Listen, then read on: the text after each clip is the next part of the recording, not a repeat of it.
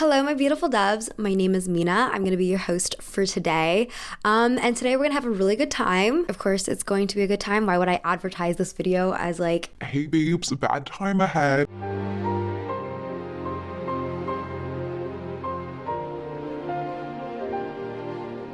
I actually got the request to talk about the historical accuracy in Studio Ghibli costumes back on my 1-year anniversary on YouTube community post that I posted a couple weeks ago.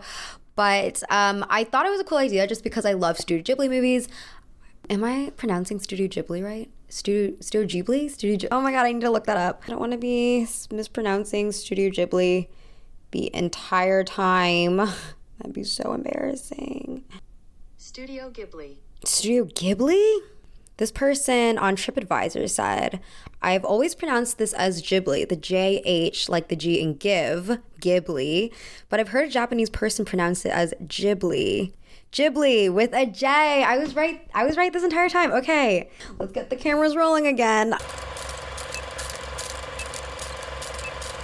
I think what would be cool is exploring how the clothing in these movies shape and push the themes. Of course, I will be talking about the historical references in the clothing. So yes, nerds, you're eating today, but for the most part, this will be like a broader costume analysis. So the two movies that I will be discussing in this video are Princess Mononoke and Spirited Away. They are both directed by Hayao Miyazaki, and I chose these two specifically because they both take place in Japan, and also I think they share a lot of common themes, specifically on cultural identity, which is what I'm going to be talking about the most in this video. So sorry for any mispronunciations in advance.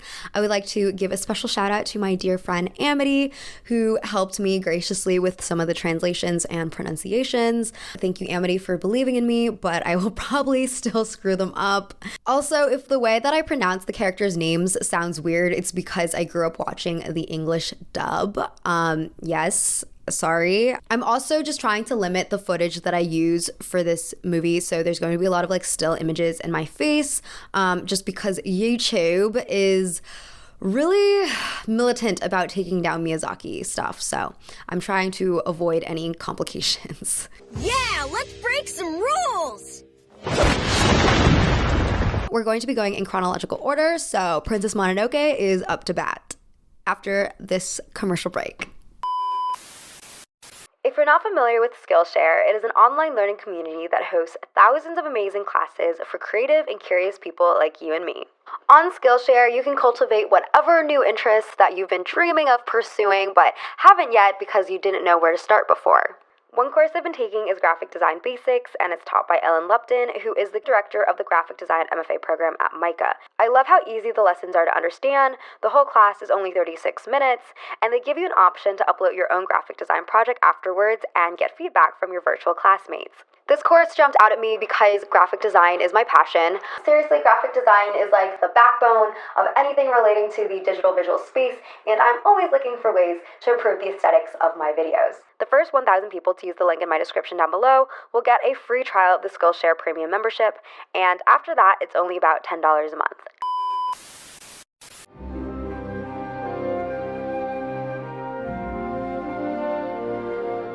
So Princess Mononoke came out in 1997. It is a historical fantasy drama, and it takes place during the Muromachi period in Japan, which is about the 14th century. The story follows our protagonist, Ashitaka, the Emishi prince, who gets cursed by a demon and is subsequently executed.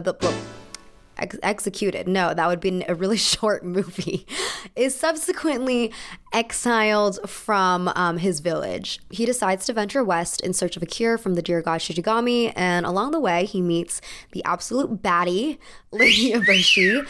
She is the leader of the industrializing Iron Town, and she is hell-bent on killing the Shishigami and the forest. And we also meet San, aka Princess Mononoke, who is a protector of the forest, and she is trying to kill Lady Eboshi. As I said, Ashitaka is Emishi, which was an indigenous Japanese identity, and this group doesn't exist anymore. They were genocided out by the Yamato state, which is the current dominant ethnicity in Japan. The Yamato Emperor pushed the subjugation campaign in the 8th century, but in this universe, the Emishi are still living in remote, isolated villages.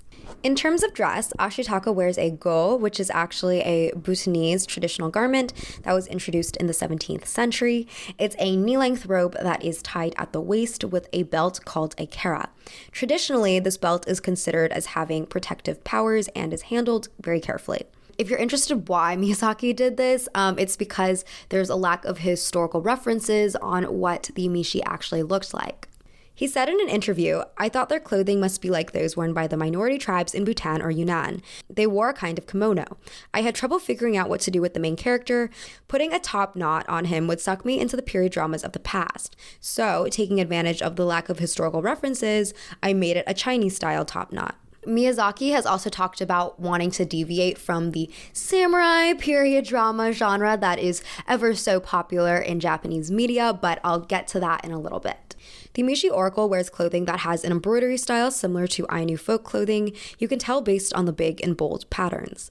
It's also worth noting that some scholars believe that the indigenous Ainu descended from, or at least are somewhat related to, the Emishi.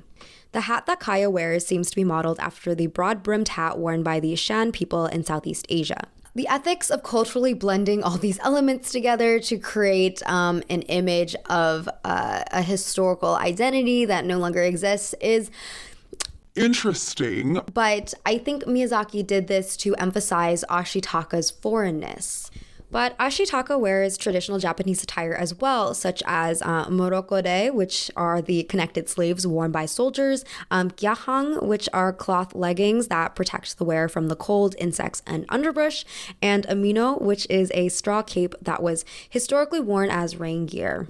And because Ashitaka is also wearing Yamato Japanese clothing, there are parts of him that are still recognizable to a Japanese audience, alluding to the fact that he is still part of Japan, just maybe not the most familiar part. In 1986, Miyazaki gave a talk, and one of the audience members asked if he would ever do a samurai movie. In response, Miyazaki says, "Unless the creators realize for themselves that Japanese history is probably different from what they read in textbooks, hear from others, or see in period dramas, and in reality it is far more diverse, deep, and about various vivid lives of people, there won't be interesting period dramas. In alternative views of history, we can find complexity and richness that cannot be simply placed under the banner of a single race state." Centering an Emishi protagonist serves Miyazaki's idea of rewriting national identity. At the end of the movie, Lady Eboshi kills the Shishigami, but the Shishigami does destroy Irontown and breaks Ashitaka's curse before it dies. It's kind of ambiguous what's going to happen next, but Lady Eboshi declares that she wants to rebuild Irontown, and Ashitaka decides to stay in Irontown, and San decides to return to the forest because she can't forgive the humans. But she and Ashitaka do decide to maintain contact. Ashitaka staying with the Yamato people reminds us that Japan is a country full of culture and diversity. I will say that his framing isn't without problems. Sociologist Kozy K. Amemiya wrote a review in 2000 challenging the ending that implies that Ashitaka has fully abandoned his home village. She brings up the concept of kyosei, which is a philosophy that says that all living things, people, animals, plants, should all live harmoniously together as equals. She says the problem is that the way in which Princess Mononoke ends reveals that kyosei is no more than a self-serving romanticism of the more powerful, richer, dominant majority. Rebels like Princess Mononoke, who reject the idea of kyosei, or outsiders like the Emishi, who are defeated and forgotten, are doomed to disappear from this earth. Kyosei offers them no alternatives but to swallow the notion and be absorbed by the majority. Let's move on to San, Princess Mononoke herself. She is loosely based on another historical identity. Asia Niskanen points out that San's costume is actually based on the Jomon woman. The Jomon period is roughly from 14,000 to 300 BCE. From preserved skeletal remains, we can tell that people who lived in this era wore circular earrings made of pottery earthenware in similar shapes to San's earrings. However, the Jomon earrings were worn as gauges. Animal teeth were also used in jewelry, hence San's necklace. Even San's mask bears a significant resemblance to surviving Jomon clay masks. This character design is significant because it creates a more mythical and prehistoric presence around San and emphasizes her connection with nature. Let's talk about San's wolf pelt, though. The critic Murase Hiromi says something very interesting about this movie. She says that Lady Eboshi and her townspeople represent industrial collectivity, the kind of business relationships that came about in the modern era. On the other hand, San and her wolf mother Moro represent an organic family connection. The wolf pelt helps to carry this idea. When we see San wearing it, she looks like she's actually part of the wolf family, despite her being a human. The wolf pelt creates a pseudo flesh and blood tie between her and her mom. San also wears war paint throughout the whole movie, signifying her constant fight mode. This character design is a physical manifestation of San's destructive and violent demeanor. This completely challenges our existing cultural notion that a woman, especially one who is connected with nature, is nurturing and harmonious.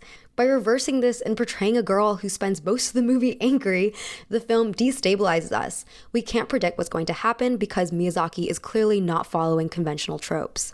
Lady Eboshi, I guess, can be classified as the antagonist of the story, but she's extremely complex, and I think the way they executed her shades of gray morality was perfect. She is the beloved woman leader of Irontown, a town made up of outcasts and misfits. In the book, The Secret of Princess Mononoke, the scenery from the faraway Jomon era, image analyst Kano Seiji explains Eboshi's backstory. She is a daughter of the Shimazu clan who was forced to marry a feudal lord, but she resisted her husband, so she was sold as a sex slave until she was taken by the head of a Japanese pirate group, whom she eventually kills. 10 out of 10, stunning backstory. Cruella wishes she could be Lady Eboshi. The Japanese historian Yoshihiko Amino wrote a commentary piece on Princess Mononoke, and in it he says that Eboshi's costume resembles that of a shirobyoshi, which was a female performer who wore male costumes and sang and danced with swords.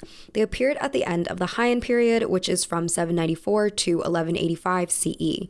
Often the shirobyoshi were courtesans who slept with their wealthy patrons. It would make a lot of sense that the reason Eboshi sympathizes and treats her women workers so well is because she was once a part of the sex trade herself. The common performance costume for a shirobyoshi is a suikon overgarment, typically white, nagabakama, a type of hakama that were extremely long, and a tall, stiff hat called a date eboshi. Hakama, by the way, is just the generic term for traditional Japanese pants, and there are many subtypes. Lady Eboshi doesn't wear the traditional shirobyoshi costume, but she does wear menswear, which is, I think, where people draw the comparison. Women did wear hakama in early Japanese history, but then they kind of stopped wearing them during the Kawamura period. When she's in her battle gear, she looks to be wearing a jingasa, which is a hat worn by foot soldiers. The Niriyama style of wearing it gives it this folded look. Niriyama was also a town that was known for casting guns in the 1800s, so I feel like that's a reference.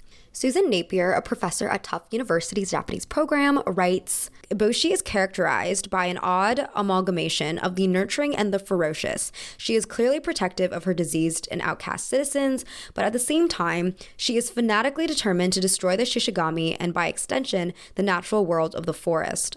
The masculine clothes and feminine makeup are a visual representation of Lady Eboshi's inner contradiction, how she is both a nurturer and a destroyer. And yes, like San, Lady Eboshi is also a very cool character because she goes against conventional tropes. Because if we think about it, if Eboshi was cast as a male leader, it just wouldn't really resonate with us. We wouldn't really be thinking about it still today because, how many times have we seen a warmongering male leader be cast as the villain in a story?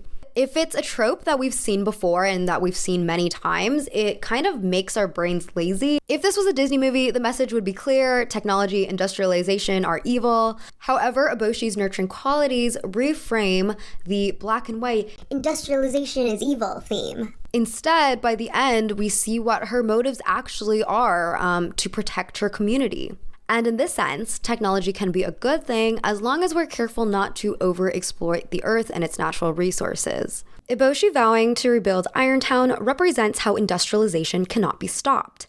The death of the Shishigami also represents how the earth is way more vulnerable now. Both of these things, not the greatest news. However, Ashitaka's joining and his implied future communications with San signifies that industrialization and, as a byproduct, modernization can still happen responsibly as long as we're sure to prioritize taking care of nature, taking care of each other, and listening to indigenous peoples.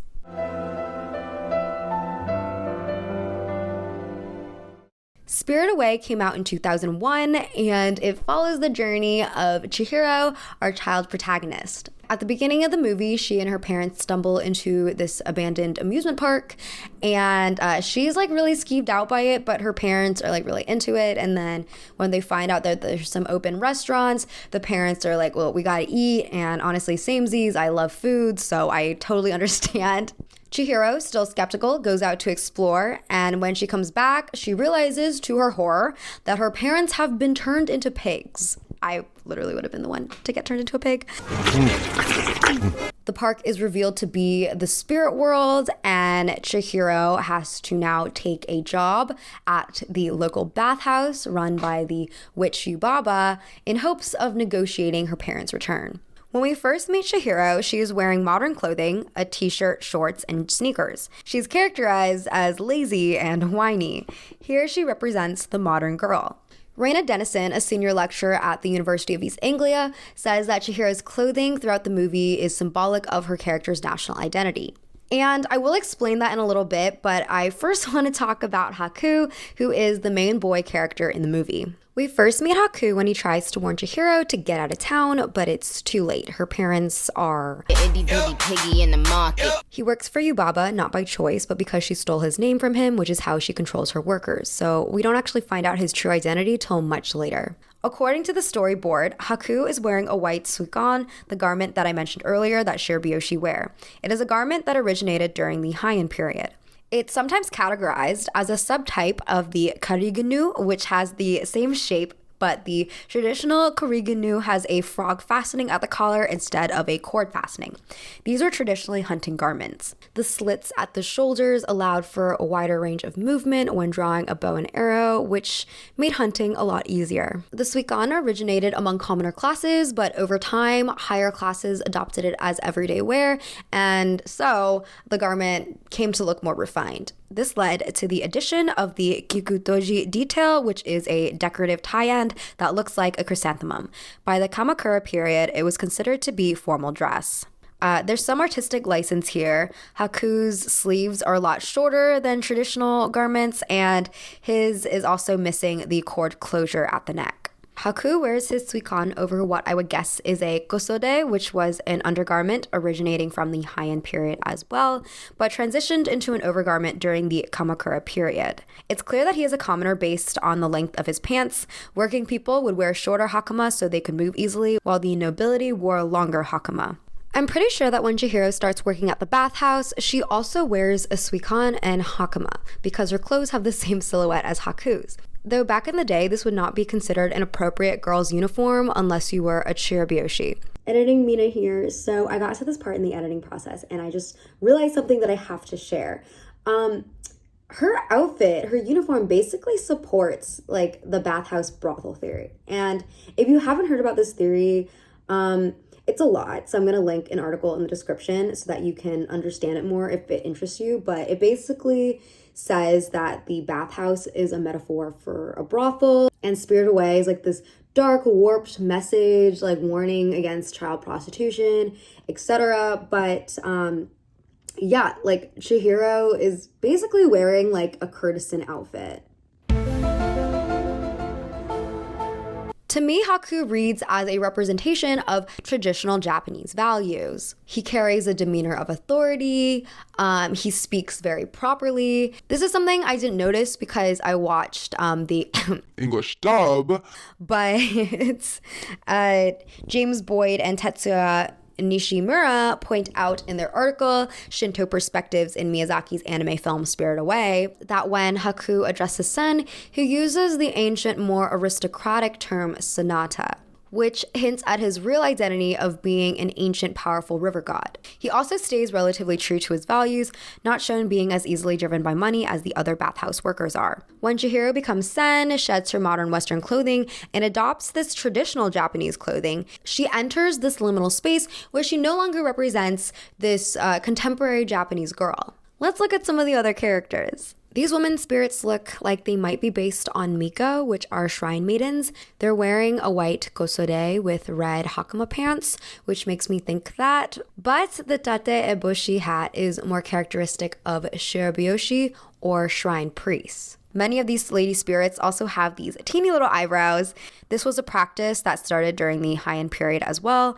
Upper class women would shave or pluck off their eyebrows and repaint little smudges or ovals using charcoal higher up on their foreheads in a practice called hikimayu. The eyebrows and the hats are features of Japanese nobility, which is interesting because the characters that wear them are bathhouse workers. I think this is just an example of Miyazaki creating a historical dream. He incorporates elements that are recognizable by modern day people and that remind them of this older Japanese culture without going into like too accurate territory, because I think if he did that, it would just lessen the dreamlike, carnivalesque quality of the spirit world. Speaking of cultural motifs, let's talk about the bathhouse, because I have a lot of things to say about the bathhouse. Let's take a look at the scene when Chihiro cleanses the river spirit. For context, a stinky-ass spirit comes into the bathhouse, and sadistically, Yubaba assigns Chihiro to serve him. After Chihiro gives him a proper bath, it's revealed that he's actually a powerful river spirit that was just covered in muck because pollution. The scene is one, a literal indication that rivers are being polluted, but also it's significant that the river spirit is wearing a no mask.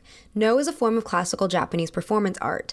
This one in particular looks like it might be based on the Okina style. Okina is the oldest of the no masks. Its distinct detail is that it has a separated chin. The fact that the river spirit bears the no mask poses a figurative interpretation as well, that currently Japanese culture is being diluted and buried under modern life. Bathhouses in Japan also have a lot of cultural significance in general. They were originally produced because of naturally occurring hot springs, which were considered to be like this miracle of nature that was sacred to Shintoism. Scott Clark writes in his book, Japan, A View from a Bath, that bathing is a metaphor for life renewal, renewing purity, cleanliness, vigor, energy, health, warmth, tradition, status, relationships, and even self. So with that context, Yubaba is viewed as a really corrupted capitalist girl boss here, taking a naturally occurring resource in a spiritual practice and making it profitable. We also see her oppressing the workers by stripping them of their names, aka their identities, and forcing them to live in tight cabins while she lives in luxury. It's also not shocking that her appearance resembles a Western Victorian woman, nor is it shocking that her living quarters are lavishly decorated in a Western style, complete with lush rugs and drapery. She's in direct opposition to her employees who wear traditional Japanese clothing and live in traditional Japanese style rooms. You could see this disparity as symbolizing the control that the westernizing Japan had over the traditional Japan during the Meiji era, which was 1868 to 1912. The Meiji era was a time when Japan was starting to restructure itself after Western models. For instance, Japan adopted a parliamentary system as well as a Western education system. The emperor and empress also adopted trendy Western attire because they were concerned with the way that their Japanese clothes would be interpreted by foreign competing governments. The emperor even went so far as to declare that the kimono was an effeminate garment. Upper-class women and geishas followed the empress's example and switched from kimonos to Victorian dresses. In terms of historical accuracy, it's kind of hard to tell with animation especially, but especially Yubaba, because she's just drawn with these extremely cartoonish proportions. And one of the ways that's really obvious for us to be able to determine historical accuracy is via silhouette, and that just goes right out the window for her. We can't really confidently say, oh, it's clear that Yubaba isn't wearing a corset. Shame on them, you know? I will say, though, that her sleeves look kind of like leg of mutton sleeves, which were popular in the 1890s. Something to note is that these Victorian dresses were only popular in Japan for about 10 years, and this was because a lot of Japanese women were uncomfortable by the restrictive silhouettes. They felt the undergarments made it difficult to sit on tatami mats, and the shoes required too much buttoning and unbuttoning that made it more difficult when entering buildings because culturally they would take off their shoes. So needless to say, they returned to wearing the more comfortable kimono. The fact that Yubaba is just always in Western clothes goes to show how deep in she is. Like the fact that she wears shoes indoors when everyone else is barefoot says all you need to know. Yubaba also wears her hair in the Hisashigami style, which is a pompadour that was inspired by the Edwardian Gibson girl hairstyle in the West. This hairstyle wouldn't be popular until the 1900s though. While it may seem like it at first, this is not a total anti-Western story, and this is made obvious to me by the existence of Zeniba. Zeniba is Yubaba's twin sister, and she, like Yubaba, also has a fascination with the West. She wears the exact same dress and lives in a small, cozy Western cottage home. Miyazaki apparently didn't want them to be sisters at first, but he ran out of time, which is why he ended up using Yubaba's design for Zeniba. I am really glad he made them twins, though. Yubaba and Zeniba are completely identical. They have the same powers. They look exactly the same. The only difference is that Yubaba is consumed by greed and Zeniba is not. In fact, her cottage setup harks to a pastoral, simple life that implies her appreciation for nature. Despite holding on to Western aesthetics, Zeniba retains anti-capitalist values of community and a love for nature. Her home, Swamp Bottom, arguably is representative of traditional rural Japan that was left out of the economic boom. She has reached a middle ground between modernization and traditionalism. By showing that Yubaba and Zeniba's genetic qualities are completely identical, the movie goes to show that individual agency can be so powerful in choosing what kind of person you want to become. The movie ends optimistically, in my opinion, because of this one scene of Chihiro and Haku falling and holding hands. As I said before, Haku represents traditional Japan, and Chihiro, now back in her modern clothing, represents modern Japan. Them coming together is a gesture implying hope. Hope in that the youth can embrace the good aspects of modernity without forgetting their cultural roots. Miyazaki really beats down this message again when Chihiro leaves the spirit world and we see a glimpse of the purple hair tie that Zeniba made for her. The hair tie symbolizes the values that Chihiro will take with her from the spirit world into the future. I did peep the sub for the ending scene, only the ending, don't ask me why. And I realized that they actually changed up the quotes in the dub, because in the English version, Zeniba says something along the lines of, once you've met someone, you never really forget them. It just takes a while for your memories to return. The Spirit Away English dub definitely plays up the romance factor between Haku and Chihiro a lot more, whereas in the sub, she says, じゃあ話が早いよ。一度会ったことは忘れないものさ。思い出せないだけで。 When Zeniba says this, she means that Chihiro will carry the lessons she's learned in the spirit world, even if she doesn't remember the spirit world itself.